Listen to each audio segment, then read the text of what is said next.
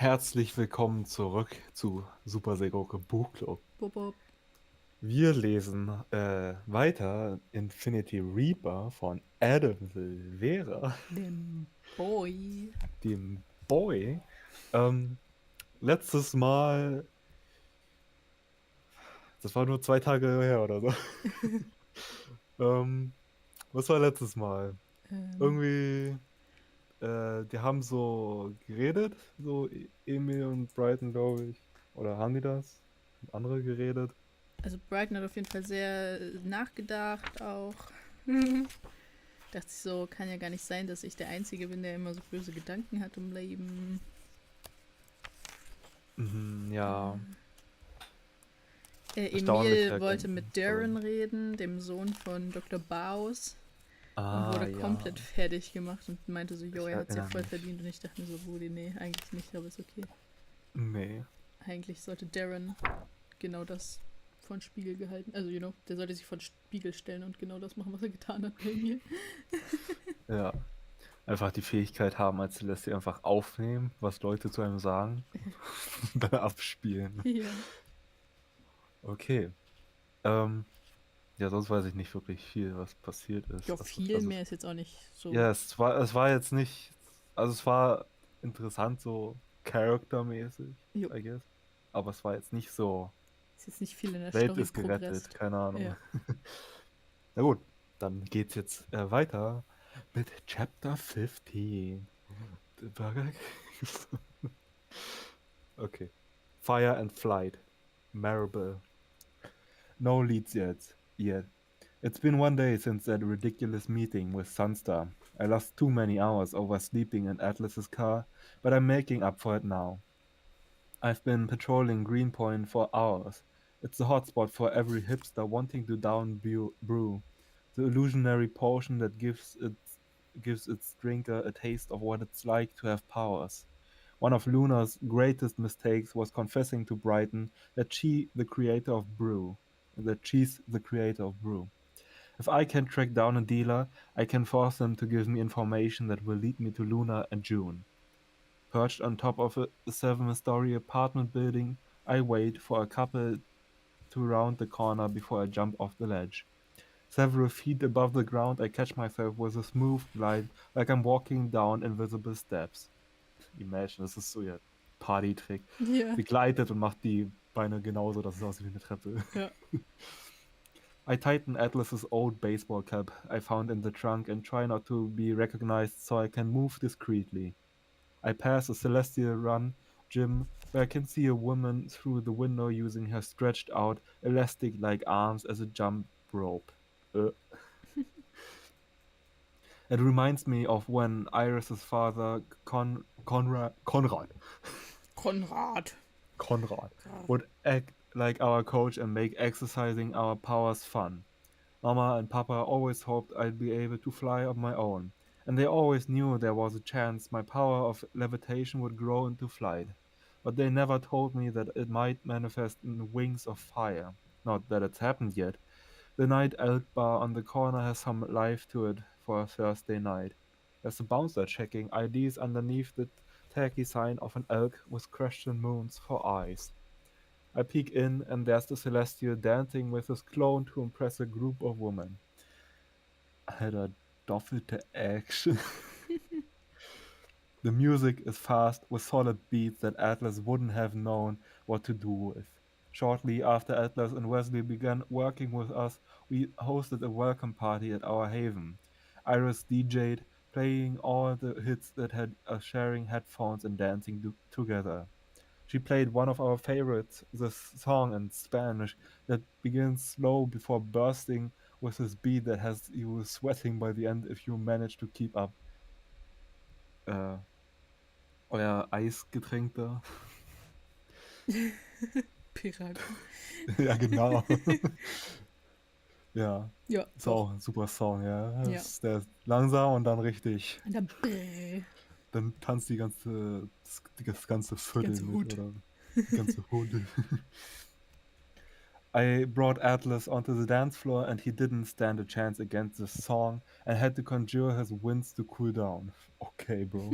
It was the first time I was properly charmed by him. Atlas can't dance poorly anymore. Hey, you're Marable Lucero? The bouncer says. I don't pay him any mind. I cover my face some more with the cap's brim and I walk away. I don't stop moving like an emotional zombie until over an hour later when the Brooklyn Bridge comes into view. This is where I met Atlas. I want to feel closer to him, more than just being in his car or hugging his ashes. Mm. Both of which I left behind in a school parking lot. Klingt gut. The very top of this bridge is where I first told him I was in love with him. It was in April, 3 months after the blackout. Atlas had taken care of me, and that day it was my turn to take care of him. He just found out his parents' prison sentence for robbing a bank was expanding for another 5 years. I was this close to having them back, Atlas had said, snapping his fingers. Damn it. Why? Wer ist so? Ah, verdammt. Mist. He was pacing from one edge of the bridge's crown to the other. He loved coming up here to relax with the wind in his ears. His blond hair was blowing in every direction, and then he completely lost it. I bet they didn't even do anything wrong. They're punishing them because I'm out here trying to do something right. He couldn't even visit them, not without walking straight into the bounds where all the enforcers wanted him. Atlas tried drying his eyes and catching his breath. I'm sorry, Mary. I know my parents are still alive. I talk about this with Wes. You're allowed to miss your parents too, I had told him. It's just as true as it is now. I preferred a quick death for my parents than a long life of mistreatment in the bounds. I locked my fingers in his. You can talk to me about anything. We make each other stronger the more vulnerable we are together. I had to honor my own words no matter how much they scared me. I stared into his teary gray eyes. I love you, Atlas. You always have me. The pain in his expression flickered away as he fully took me in. I love you too, Mary. We kissed, with the winds pushing us closer together. Ist bestimmt sein Ding gewesen. Ja. I eye the Fallen diese Brücke runter. Ups. Oops, yeah. I eye that spot in the bridge now, scared to go there, knowing he won't be able to hold me or tell me he loves me. But I hope it'll make me feel closer. I levitate several feet and dark yellow flames crawl from my fists to my elbows. I took Emil weeks before he realized he could fly, and that was born out of panic, like when he first discovered he was a specter. I'm more capable than he is. I'm the daughter of powerful spellwalkers. I'm a celestial specter hybrid. I have been strengthening the gleam in my veins my entire life. When I was a girl, I only tapped into my power for the first time when I was pushed by my loved ones. I'm all I have now. I push myself. I glide away from safety and toward the bridge. My yellow flames glow across the dark east river, and I inch higher and higher, pushing past the height limits that have always been separated me from everyone else graced with flight. My arms are shaking and my body is trembling, and I'm sinking through the air. Atlas feels out of range more than ever in this moment where I can't even reach his memory.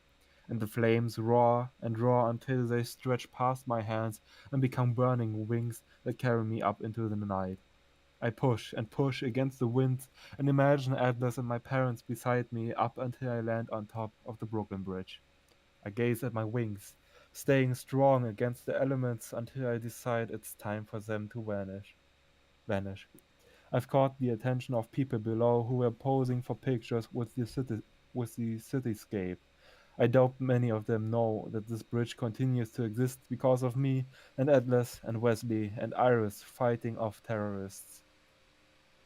I sit in the center, imagining meeting Atlas under different circumstances. He could have been below playing around with Wesley, while Iris and I were out on a stroll. Atlas and I could have noticed each other, and just like when I coached Iris on how to talk to Eva, she could have pushed me to say hi to Atlas. But reimagining history like this hurts because the reality is that We were brought together by battle and forever separated by it too. It's freezing up here, and I cast the fire orb to keep me warm. I stare at the night sky, wishing I could find Atlas's face glowing in the stars. There are all these nonsense prime constellations that I'm supposed to care about as a celestial, but unless one can bring my ones back to life, I really don't. I break into tears and scream so loud, and I'm so close to making it rain fire on everyone below me when the roaring wind gets so strong and loud that I can barely hear myself. I pretend that Atlas is around, casting the winds himself. Then it begins pouring rain out of nowhere. The dowsing? Mhm. Do, okay. Dowsing my fire orb.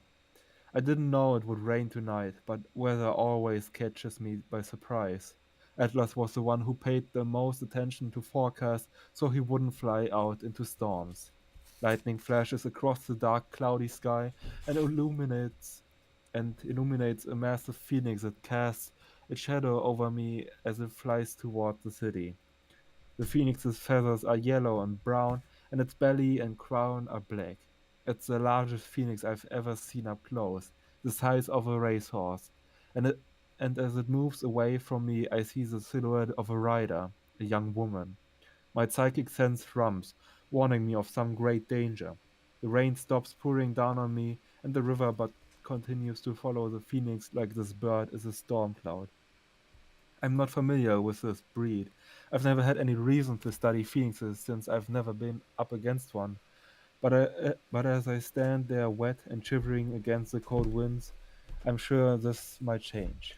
The phoenix rider is a clear threat. Who is she hunting? Mein Gott, das wird spannend. Das war Brighton, Ja. die junge Frau. 16. Resetting. Brighton. The spellwalkers are honoring my wishes in packing up. Iris dismissed the illusionists, which works out anyway, since Sunstar is making her big announcement today and can use that extra protection. The doctors seem nervous without them, as if the bloodcasters have somehow tracked us here and have been waiting for the illusions to vanish so they can pounce. Dr. Swenson and Dr. Salinas have given me many reasons why I should stay, like how most times when I'm awake I can't even keep my head up, and how my temperature shoots up and drops right back down without warning, and how I've been throwing up all of my food. But I refuse, so they train Emil and Prudencia on how to mix a cooling gel and give them the ingredients for an herbal potion that may settle my stomach. I meet Ruth and the baby briefly when we're all gathered outside, and she very generously offers to cook me whatever meal I want when we get to her place. She then takes Esther and rides in one car with Iris, while Wesley drives in the other with me, Emil, and Prudencia. Emil is the only one in the bag with me, and I can keep to myself. I've been having a lot of resets lately. There are some things I would have normally used my right hand for, but now use my left, like brushing my teeth and scrolling through my phone. But then there are the major resets, like no longer planning different features for my online channels or expecting Ma to be around, no longer expecting myself to be around. Until then, I wonder how long it's going to take before I get used to using my left hand. I have to redo the fingerprint scanner on my phone, since it doesn't recognize my scaly index finger. Also, nope. Man hat standardmäßig beide Hände drin. Echt so. Wenn du irgendwo liegst, dann musst du halt dein Handy... Ja, oder wenn die eine Hand mal dreckig ist, I don't know. Ja, oder irgendwie was. Man braucht das immer, also mach einfach. Ja. Immer. Pro-Tipp hier an alle. Einfach Trum Lifehacks. Yes. I tap into Instagram and have so many DMs from some from mutuals like genderqueer icon lore, asking me if I'm okay, but Mostly from strangers who want to know if I was involved in the Alpha Church battle. Just like how I didn't tell anyone I drank a potion to try and kill Luna, not realizing it was brew. I'm not trying to get into the story of the Reaper's blood since it has an unhappy ending. I'm not one of those desperate souls on social media who needs attention so badly that they mistake basic sympathetic messages for as true affection from their followers who are commenting while on the toilet. Part of me... Daubt. Ich denke schon, dass er ganz schön... Also ich meine, jetzt ist vielleicht ein bisschen anders, aber Ja. like, sonst doch. Er ist ziemlich attention needy. Part of me wants to put up a goodbye post so I can have the last word, but who cares? I scroll through my feed. My favorite artist, Himalaya Lim, has painted golden grey wings across different buildings in the Bronx to celebrate a meal, and she's sharing some pictures of fans posing in front of them. I don't show Emil the posts. This celestial Reed Tyler cross-posts his clone dance challenge from TikTok using his actual clones, and it's these little moments that build up within ordinary people that make them want to become specters. Law is starting a book club, apparently, and their first choice is a fantasy novel about a non-binary celestial who opens a portal that sends them into an alternate New York where powers aren't real. If I lived in a gleam-free world, I would have been okay not having powers of my own, but that's a fantasy world and my reality has proven lethal. Funny. Fantasy, weil keine Fähigkeiten. No one talks during the ride. Prudencia turns on the radio and she quietly sings along with her favorite Mexican band. There are thick trees down this mostly empty road, and after getting deeper into the suburbs of New Suffolk, I don't know. Klingt Suffer. Why are we still here? Just to Suffolk. We pull into the cobbled driveway of a one-story cottage with dark green bricks and a maroon front door. The mailbox... Why cobble here? Why not cobble here? What is cobble? Where is here? Why am I here? Who am I to judge why the cobble is here? The mailbox The cobble could play science. If the cobble could play science, would it say why Mambo here? Why Mambo here? The mailbox is marked with the house number 149. Waves are crashing in the Great Peconic Bay, which is a quick walk away. If you were hanging up your powerproof vest, this is definitely a nice place to retire. Wesley parks. And Emil races out of the car to help me out. I can open my own door, I snap. I'm just trying to help, Emil says quietly. Emil musst du sagen, nein, kannst du nicht. Nein, kannst du nicht. Prudencia looks like she might say something, but instead she locks her arm with Emil's and they walk into the house. I don't care if they think I have a bad attitude. I get to be upset for Star's sake. I carry up my own bag inside. There are pictures everywhere of Wesley, Ruth, and Esther, from the walls to the table with the key bowl. Even the clock's face is a photo of Esther as a newborn. There's a piano by the sliding glass doors and the TV mounted above the fireplace. Emil, Prudencia, and Iris are awkwardly gathered around the cozy living room, unsure where to go. What's the setup? Iris asks. We have 3 bedrooms, Wesley says in a hushed voice with Esther asleep in his arms. Oh, we have 3 bedrooms. Oh, das erste ist, glaube ich, okay. I'm moving all of Esther's stuff into our room. So Iris and Prudencia in one room and Emil and Brighton in the other. We have some air mattresses we can blow up. I'll take the couch, Emil says. I'll take the other, Prudencia says and turns to Iris. I want to give you some space if that's okay.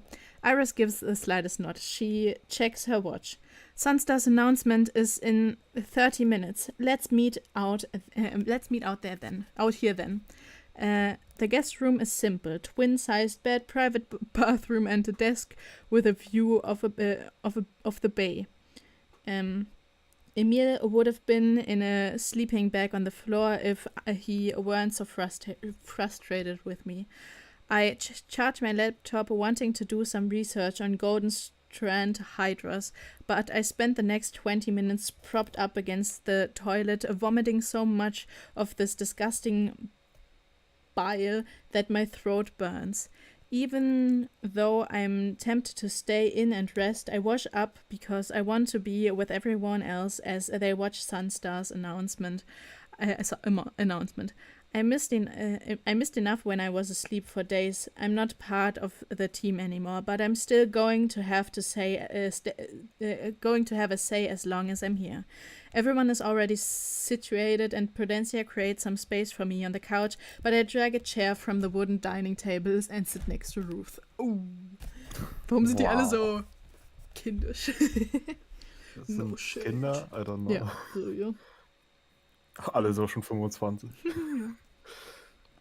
We watch Sunstar take the stage in a town hall meeting with hundreds in the audience. Oh mein Gott, ist das schon nett? Vielleicht finden wir es am nächsten Kapitel heraus, man weiß es nicht. She addresses that this country is indeed having an issue with Gleamcrafters abusing their powers. Vielleicht war Ness schon zu Besuch, als Sunstar da war mit Shine. Ja. Especially with the rise of specters, but she has issues with how the enforcers have been operating. Enforcers have been trusted to defend citizens from Gleam abusers, but instead they have been abusing their authoritative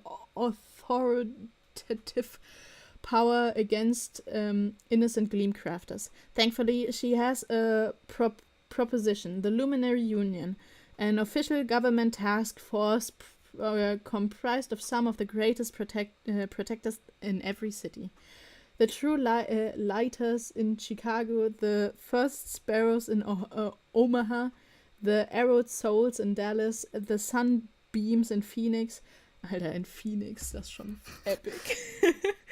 In der Welt würde ich auch gerne in Phoenix wohnen. The Zoom Force in Lexington, the Shadow Force, the Shadow Bells in New Orleans. New Orleans, I guess, I don't know. There's a pause before she announces the Spellwalkers in New York, and there's an immediate mix of cheers and boos. Aber interesting, dass jede Stadt so eine Gruppe hat. Ja, aber nur die sind schlimm anscheinend. Ja, nur die sind controversial. I guess die interessiert's das, weil die da sind in New York, I guess. Ja.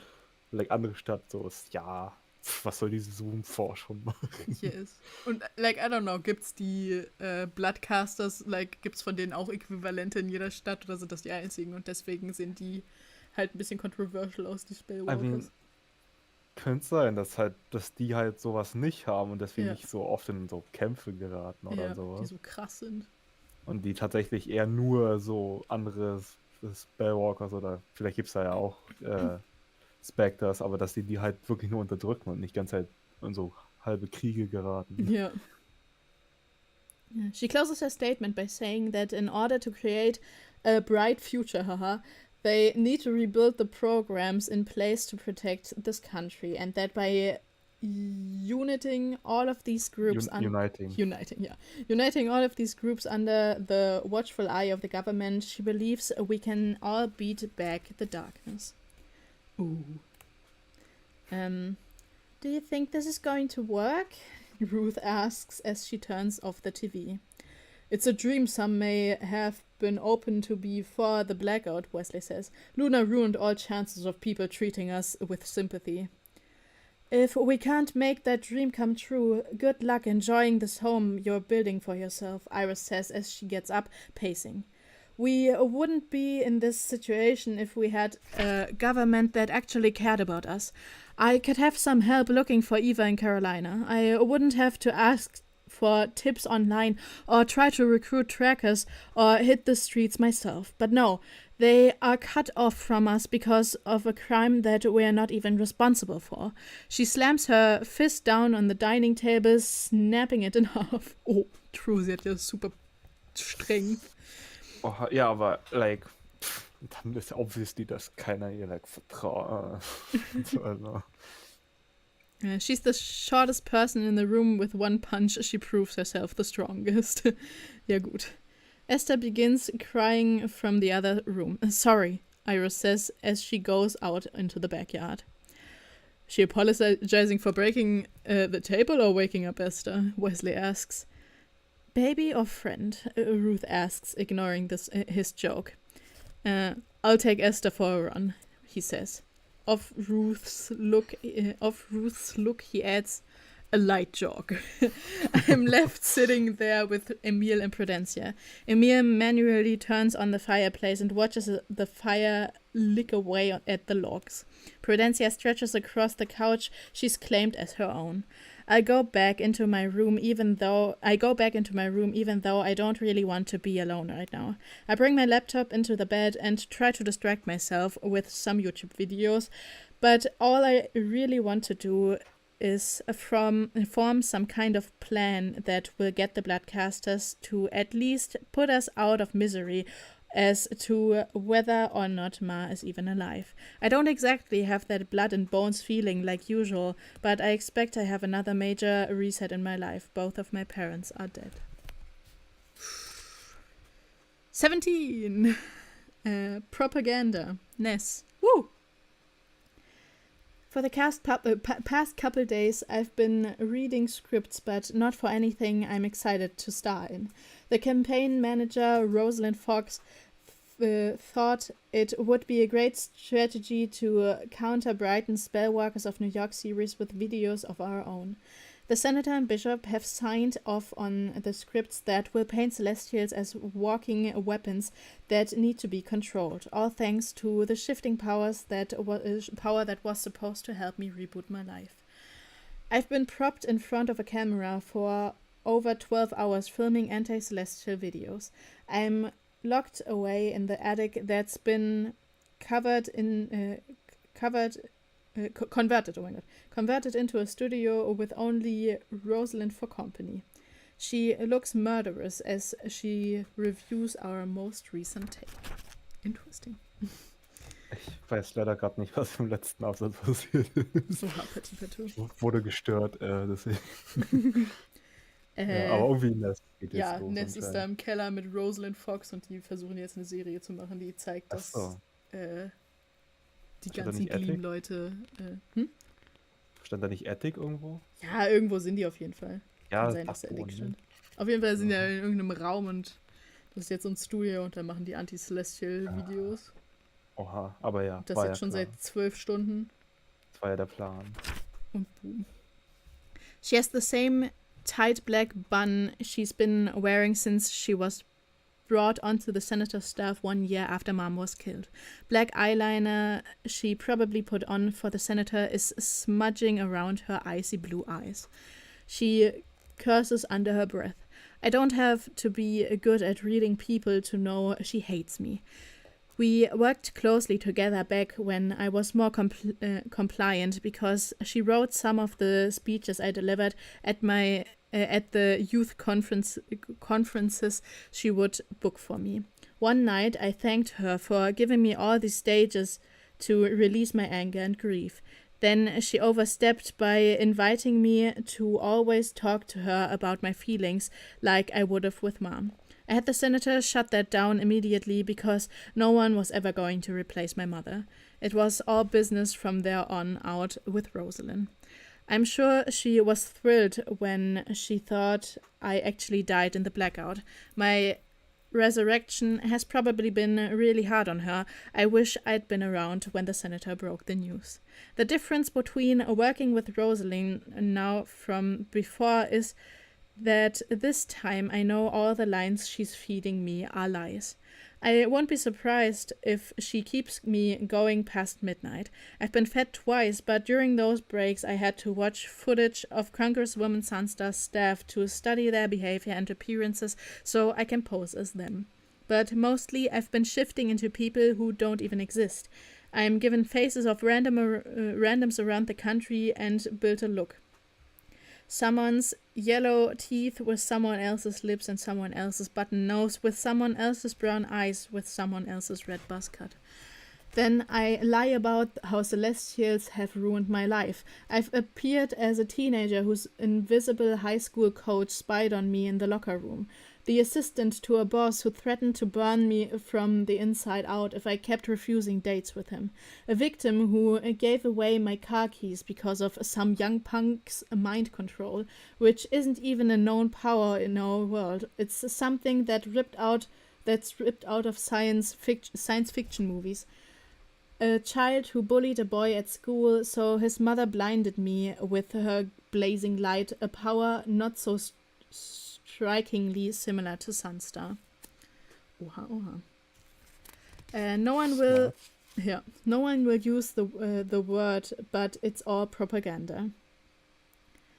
Again, Rosalind says from behind the camera. Sell it to me.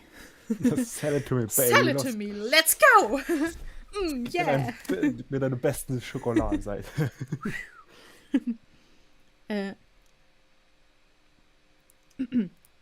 The young Celestial threatened me if I didn't give him all the money, I say as an older bank teller with welling tears brought on by how tired I am. I don't want to say this last part, but I do.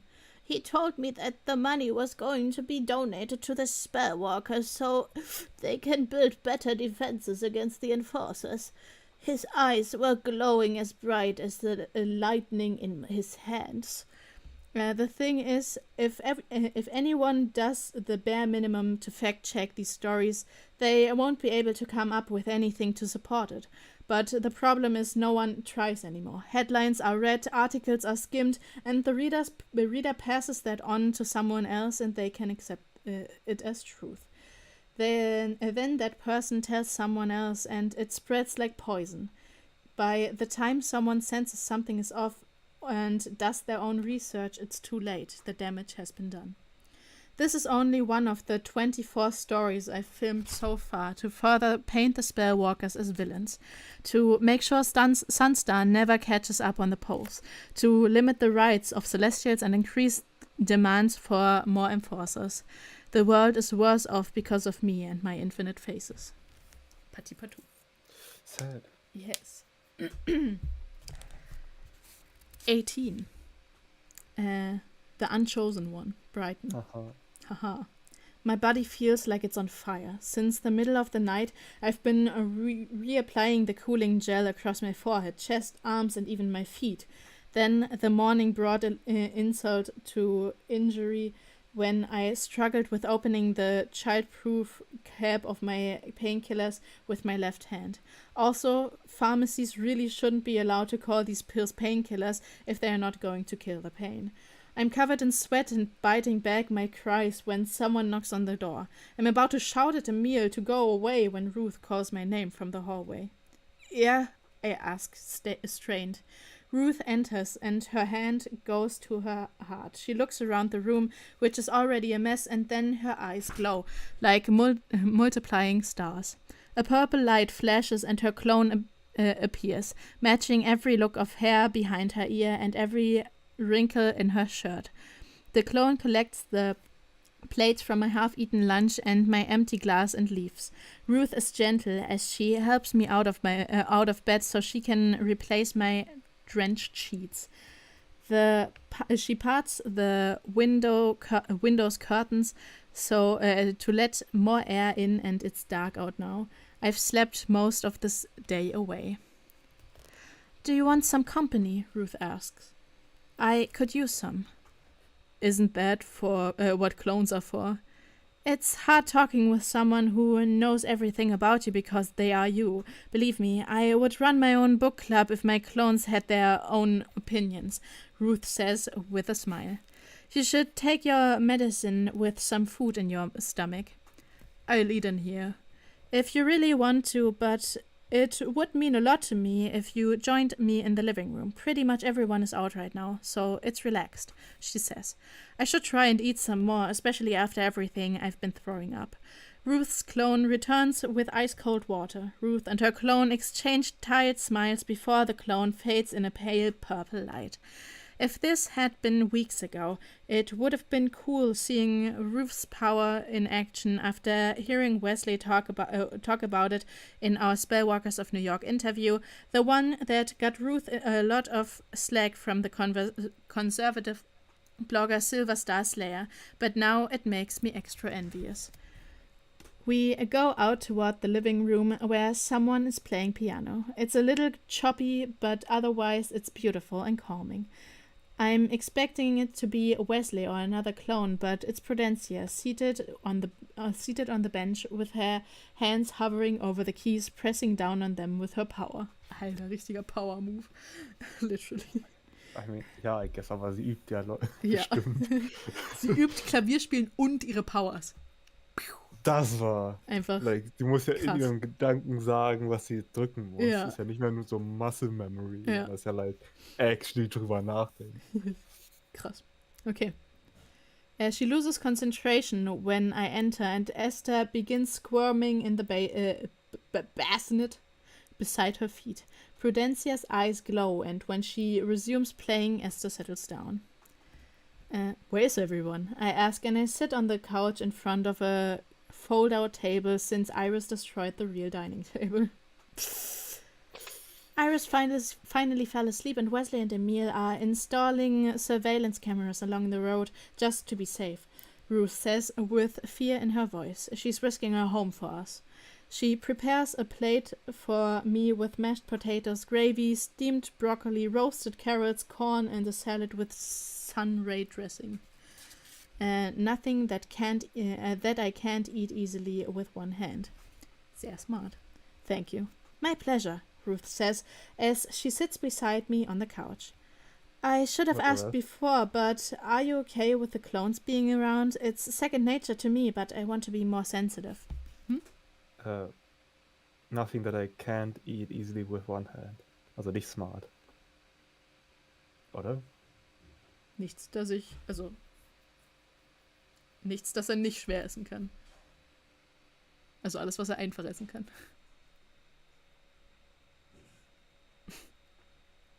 Okay. Nichts, das er nicht einfach essen kann. Ja. Okay.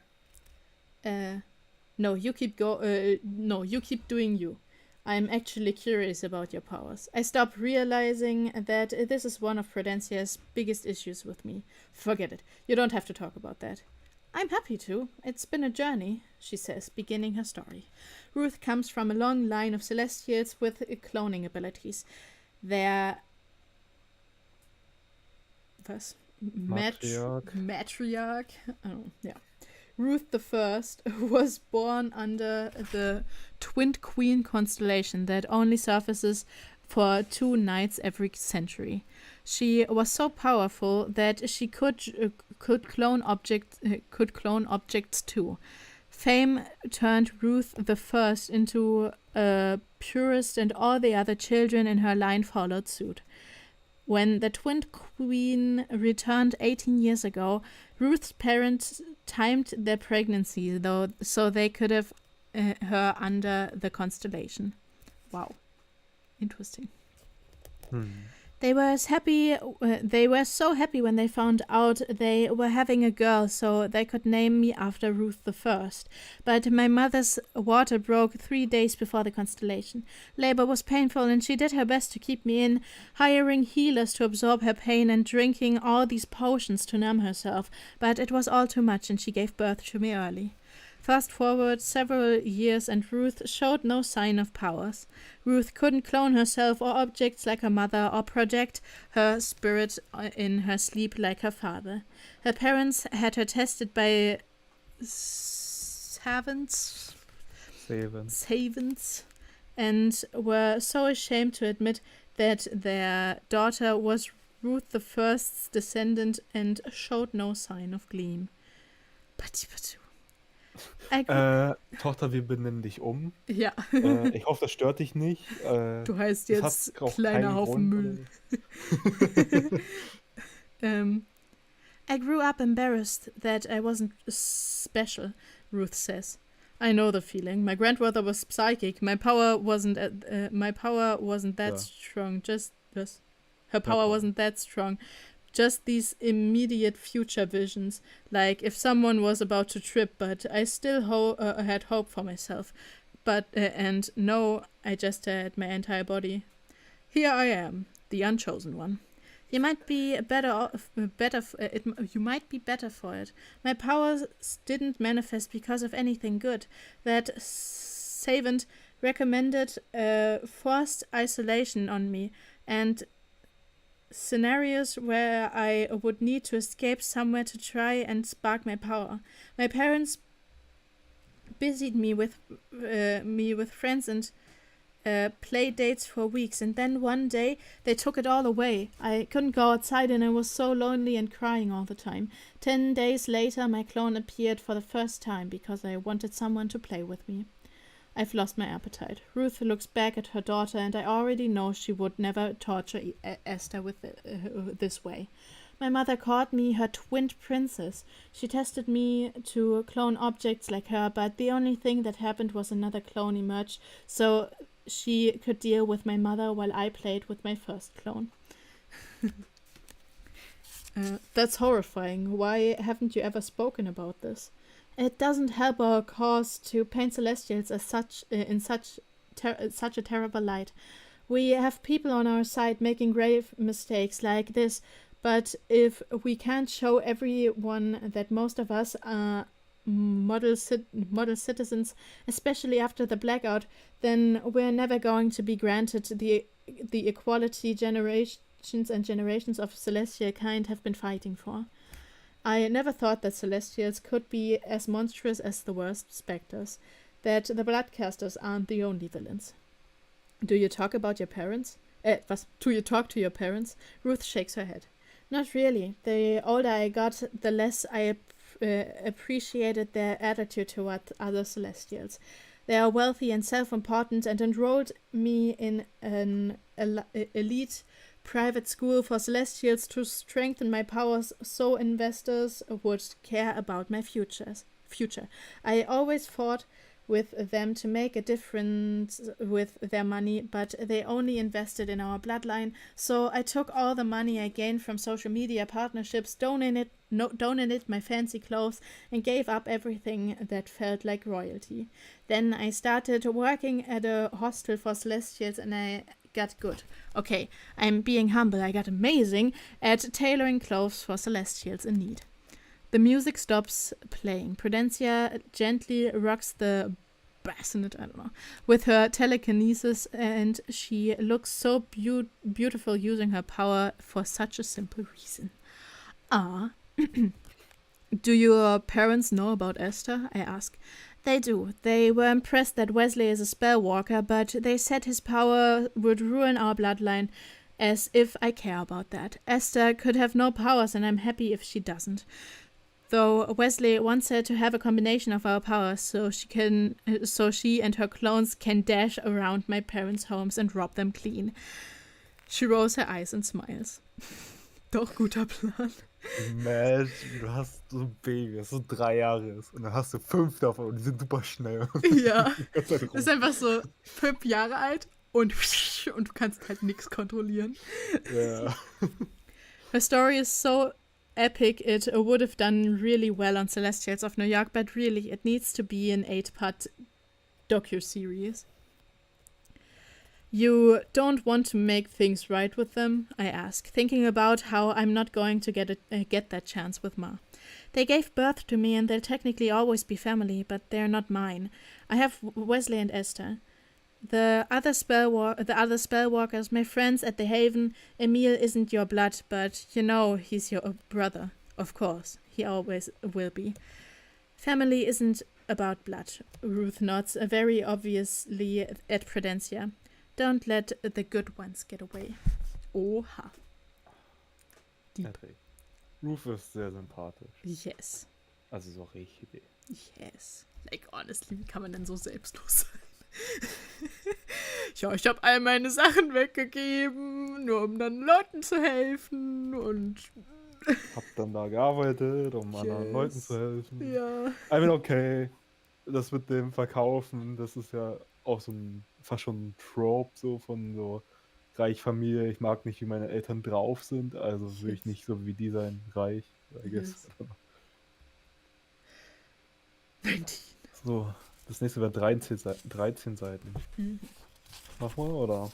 Ja, let's go. Wir haben ja noch Zieh durch. noch eine Viertelstunde. So. Ja, vor allem ist ein Nesting, also Eben. muss ja. 19. The Cloaked Phantom. Ness. The senator has spent the afternoon watching final cuts of my propaganda videos. We are up in the attic with Rosalind and she's explained her updated rollout plan. The majority of videos will be fed out online through sock puppet accounts. The ones capable of doing the most damage to celestial reputations. Vor allem Sock Puppet Accounts sind doch so sus. Was sind Sock Puppet Accounts? Accounts, die einfach nur erstellt werden, um was hochzuladen und dann direkt wieder gelöscht werden. Ja, vor allem sieht man nicht bei den Videos dann, dass die alle am selben Ort gefilmt worden sind? Oder haben Vielleicht die haben die ja so Greenscreen? unterschiedliche Hintergründe oder so benutzt, keine Ahnung. I guess, wenn das schon so auf so einem... Oder ja ist es schon so größeres interviewmäßig in irgendeinem Studio, I- actually. Ja, aber wenn es dann so ist, dann muss man es ja nicht so unterschwellig hochladen, oder? Yeah, I don't know. The ones capable of doing the most damage to celestial reputations, also known as the Senator's favorites, will be offered to pro-iron networks such as Wolf News for more prominent airing. Rosalind pulls out a script from her folder. I wrote this one last night. I created a victim who claims that Iris Simone Chambers broke her arm and threatened to punch a hole in her stomach if she didn't turn over surveillance footage that would have identified her as guilty of a robbery. The senator slides the script back across the desk. We can't involve detailed personal accounts like that. Not for the Spellwalkers or Sunstar or any of my opponents.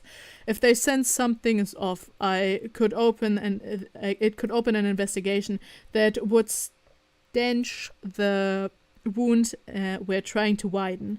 Only videos that can't be traced back to us. He turns to me, where I'm sitting in a corner by the window. We can't have Eduardo's wonderful work go to waste. Isn't that right, son? I don't react. That's what he wants, and I've given him enough. Filming for the past 2 days has been absolutely draining. The closest I've come to actively using my powers for long stretches of time like this is when I once went undercover as one of Luna's rival alchemists to get him some intel for blackmail. For how physically exhausting this has all been, it's got nothing on how it's affected me mentally.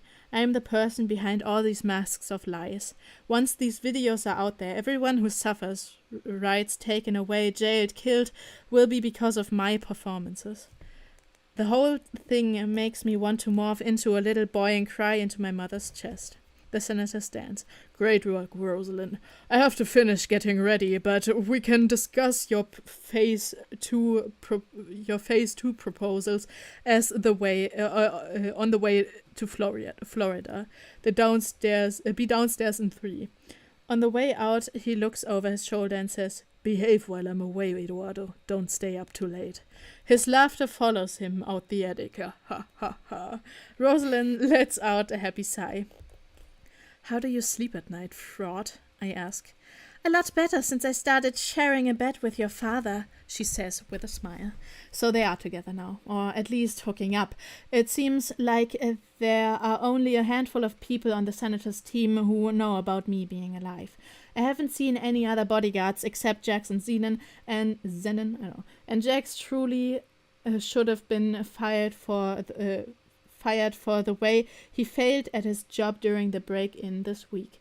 But if it's really just those two, Bishop and Rosalind, I have to manipulate them, get into their heads.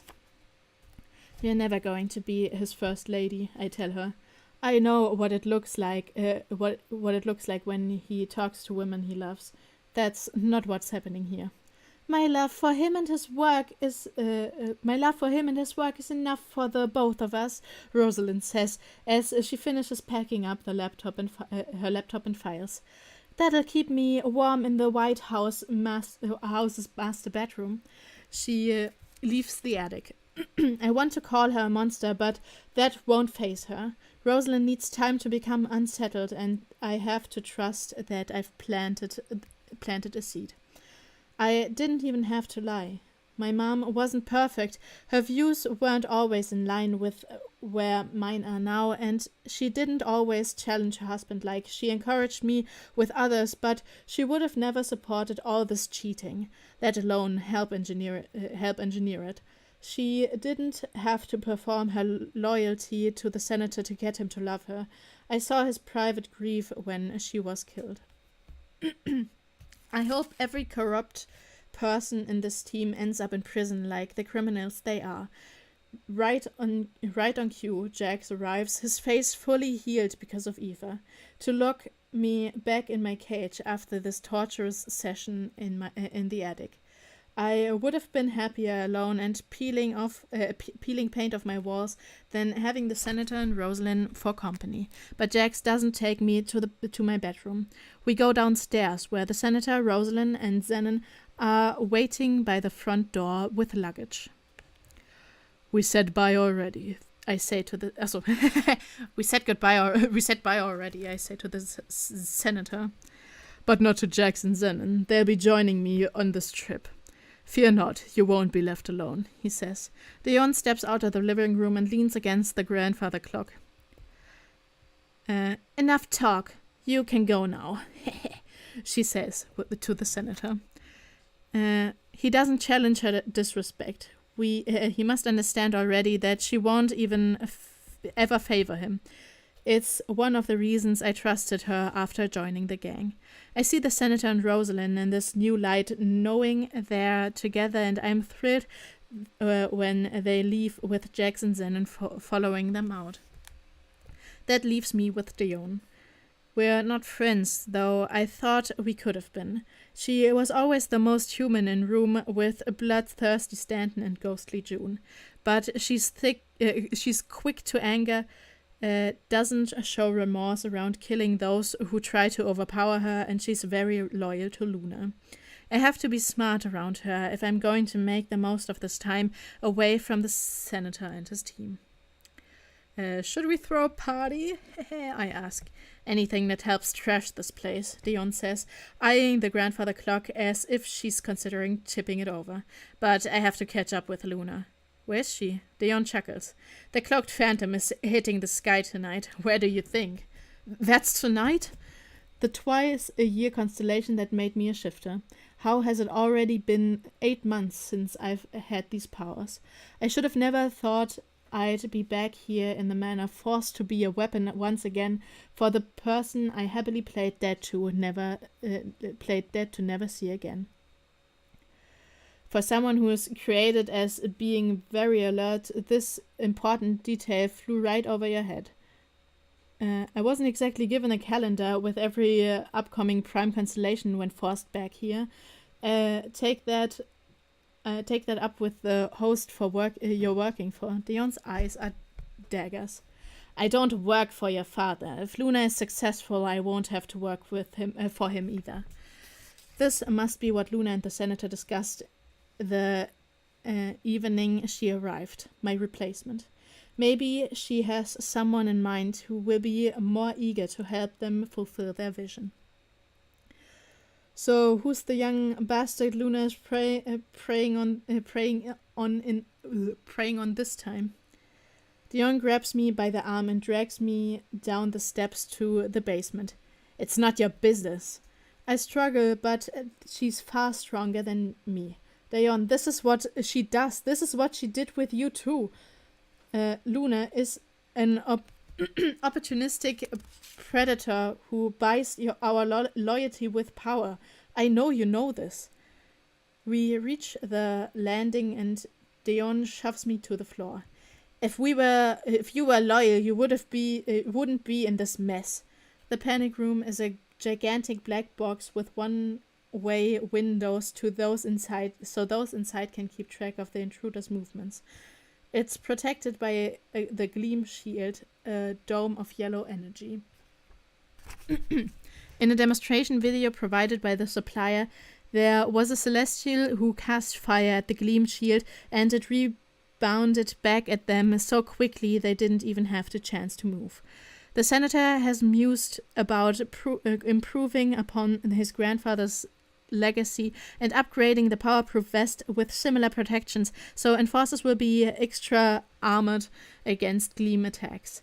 Dion reads the 20-digit security code posted on the wall and types it into the keypad. I once had those numbers, or similar ones, assuming they've been changed, memorized in the event I had to lock myself in the panic room. The shield drops and Dion opens the door. "Go in, or be thrown in," she says. "You're making a big mistake," I say as I pick myself up from the floor. "If you fail her, she won't even bother with you. Look at Stanton. She's not even breaking him out. She will replace you like she's trying to replace me." Dion doesn't wait for me to go in peacefully. She grabs me by the wrist and throws me through the door, and I roll into a couch. Funny. Someone gasps. She peeks in, stares at Eva, then slams the door behind her. In moments, the gleam shield is up and running again. I massage my shoulder I landed on, and I look up at my new roommates, who are sitting together on one of the two beds. Emil's mother, Carolina, looks exhausted, and it's possible, well, likely, that she's been crying too. For the most part, she's fine. Unlike Eva, her brown skin seems paler, her hair is thinning on one side, she has a black eye the size of my fist, and there are bandages all over her arms. It's like she's been strung up like a punching bag, which is something we did once with a former chief enforcer who didn't get to the memo that no one messes with Luna's casters. Here's hoping we can get Eva out of here before she finds a wand to her head like the chief did. "Are you okay?" I ask. Eva sits up. "Do we look okay?" I don't say anything. No need for my stupid answer after my stupid question. "Why are you locked away with us?" Eva asks. "Everyone else is busy, so I needed a babysitter." "Was Dion this terrible back when you were both friends?" Eva shakes her head. "She used to be my favorite person." Carolina comes and kneels beside me, taking my hand in hers. "Please tell me that my boys are okay. I was hoping you could tell me. I've been cut off from all live news since the invasion at Nova." "Everyone made it out," Carolina says. I get a recap on everything major that happened while I was busy reuniting with the senator. The Spellwalkers took on the Bloodcasters. Luna stabbed Emil with an Infinity Ender dagger, and then Brighton showed up and shot her in the stomach with a spell before drinking the Reaper's blood. But apparently the elixir didn't make him immortal, and he's likely going to die. Emil is still alive too, as far as they know. Take the wins when you get them, and that's a big win in my book. "We don't know anything else," Carolina says. If there had been any mention of Emil or Brighton or any Spellwalker dying, I'm sure the senator would have thrown a party. Framing the deaths of her sons as cause of a celebration doesn't help her mood. She releases my hands and sits on the couch. I join her. How relaxed Carolina is around me releases a lot of tension. "I regret my last words to Brighton," Carolina says. "I called him high and mighty for choosing those powers, and now I may never get to tell him how much I love him." "He wasn't kind to you either," Eva says. "He's got to be regretting his words too." What did he say?" I ask. Carolina doesn't meet my eyes. "That his father was the better parent. I often think that's true, but I've been trying my best." "I'm sure your best has been great," I say. Brighton doesn't know how great he's got it. I would kill to have my mom back instead of being left with a man who is using me to ruin the country. This is the first time in days I don't feel watched. Not by Jax, from outside my room, or from Zenon or wherever he is within the manor. My life for the past few years has been putting on all these metaphorical masks, and some literal ones the past few months. The last time I've really let down my guard was when I was around Emil, and he caught me in a vulnerable moment where I had morphed into one of my victims. I think about him as I inhale a deep breath and close my with my eyes closed and embrace this peace. Eva snaps her fingers. Peace killed. Aufwachen! Hallo! Hello. What were you talking about with Dion? You're being replaced? Apparently, I say. The cloaked dreamer hits the sky tonight. Phantom. Lol, da war aus. The cloaked phantom hits the sky tonight. Which constellation is that one again? Not as epic as the crowned dreamer, Eva says, but it was one my mother admired because this constellation invites change, sort of like the beginning of a new year. It's also really important to any celestials who can shift, and now apparently anyone looking to become a spectre who can shift too. Well. She can judge me all she wants. She doesn't know me. I would undo everything if I knew I was going to end up here again. All the propaganda I've been filming to build Iron's case against Gleamcrafters will be some other Spectre's problem soon. Will they keep you down here with us? Carolina asks. I shrug. Probably not. It's a lot smarter to throw me out of a helicopter and into some basilisk-infested waters. Good way to get rid of someone who's supposed to be dead. Carolina rubs my shoulder. I'm sure that won't be the case. You're his son. I see where Emil gets his sweetness from. I don't need to tell her that the blackout existed, so I could be killed. I'm sorry we never got to properly meet before this, I say. Me too. You must mean something to Emil, given how much he wanted to defend you. I think Emil would have done that for anyone. You raised him right. I swear I'll do everything I can to get you back to him in one piece. No one's harmed you, right? Her voice shakes before she can fully form her first words. Senator Iron demanded that Eva heal his bruised up bodyguard, and when I defended her, Dion struck me. Eva healed him and took care of me too after they all left. I don't know how I'm going to do it, but I'll make sure Dion and Jax feel double the pain they put Eva and Carolina through. Eva massages one of her bandages. Healing is... Foreshadowing? Ui, richtig am Quälen. Healing is becoming harder. I haven't been under the stars in however many nights we've been trapped here, and Luna keeps draining my blood, even though she's okay. Her own sickness. Luna is probably mixing some potion to try and buy herself more time. I haven't been apart this long from Iris since we met, Eva says. I'm not making it back to her. She states it like a fact. I understand her in my own way. How'd you meet? I ask. Eva hesitates, but gives in. Alchemists were hunting me for obvious reasons, she says, gesturing at her whole body. My foster family couldn't protect me.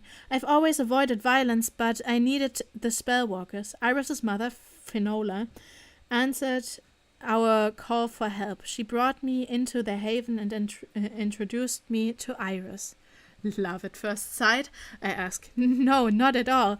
It was better. Iris brought me a change of clothes and we talked until the sun came up, even though I was exhausted after weeks of never being able to get a full night's sleep.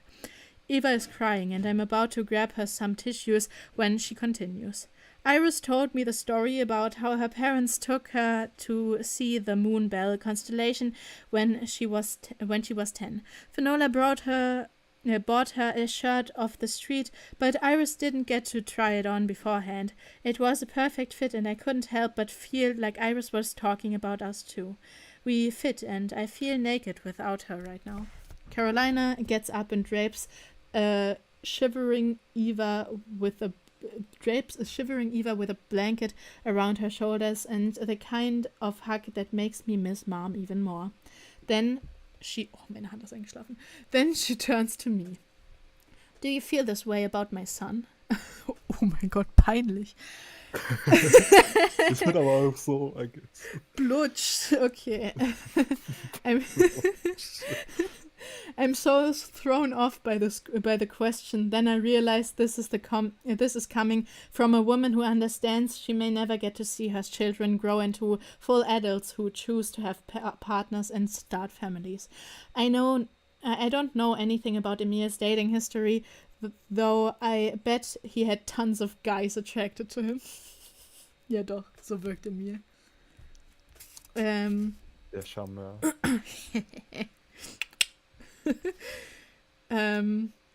I wouldn't say I feel naked without him, I admit, but I feel cold without him, if that makes sense. It's like someone finally let me out into the sun, and I was so into how warm it made me feel, but then I was forced back inside, and I regret how much I sat around instead of actually embracing the day. I would do things different with Emil. I didn't kiss him when I left Nova or when I came back to save him. Kissing when a literal war is breaking out never comes to mind. If the stars cross for us again, I'll give it my all. He's the best person I know. I haven't even known him that long, I say.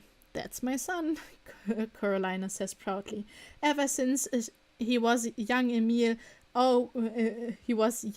always wanted to make someone feel better. I didn't know until his teacher told me, but in 6th grade, Emil wouldn't play with Brighton and their friends during recess because he was comforting a girl who had lost her sister. The boys were always close, but it only made them closer because Emil was so scared of losing Brighton too. Now she's crying. We have no idea if Emil and Brighton are dead or if one is alive and missing the other. Both thoughts are devastating. When we lost Leo, Emil managed to hold on to his warmth. He fought so much to keep it together. Warmth. He fought so much to keep it together for us, my hero. Whenever he would give into his grief, the warmth would come back. I chuckle, think. Wie du warmth sagst, haha, chuckle. Thinking about how Emil is true to his firefly nature. Haha, warm. Funny, I have a nickname for him, and the buzzing of the gleam shields goes quiet and the door opens. Dion enters with Zenon behind her, but he's supposed to be gone. Story time is over, Dion says as she turns to Zenon. Do we have enough? Oh mein Gott, es war alles ein Trick. We'll do the trick, Zenon says. I stand. You're not even supposed to be here. Dion stands behind Eva and Carolina. Her expression is mostly menacing, which always feels for show. Which always feels for show, but there's a hint of a conscience, like when she hit conscience, like when she hit pause on her mission to give some cash to a celestial whose eyes had been gouged out by some gleamphobic hunter. Troll. Einfach gleamphobic. Gleamphobic. Haha. We need to get. we needed to get up close and personalness. How else are you going to play the roles if you don't understand your subjects? Play the roles. Then it hits me. No, I will do everything else. I will keep making up fake people, but you can't make me impersonate them. Shut up! Dion shouts as her eyes glow and 2 extra sets of arms grow out of her sides. She chokes Eva and Carolina and pins down their hands. You will become them, or you will watch me rip them apart. I hold up my hands in truce. Let them go. Dion releases them, and even though she has 6 hands, she only uses 1 to drag me out by my wrist. I don't even get a chance to apologize to Eva and Carolina. I get played tonight. The manipulator manipulated. If the senator's team is still using me to morph into other people, then that's the plan for the new Spectre with... then what's the plan for the new Spectre with Shifter's blood? Just a new bloodcaster? That can't be right. Any plan that Luna helps design runs deeper than runs deeper than new recruits. For now, I've got to get ready to cause more damage while wearing the faces of two women I trust, who trust me with their hearts. Was ein trauriges und erschütterndes Ende. Pain, Alter. Pure Pain. Einfach Pain. Yes.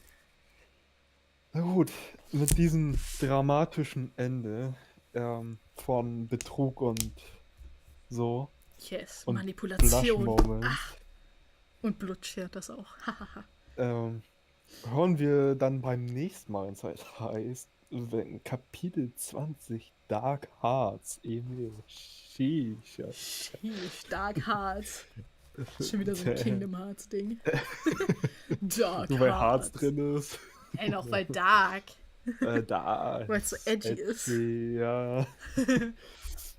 Okay, dann hören wir uns beim nächsten Mal, wenn es wieder heißt Super Segoke Buchclub. Wir lesen Infinity Reaper von Adam Severa. Yes. Und dann auf wieder. Tschüss. Tschüss.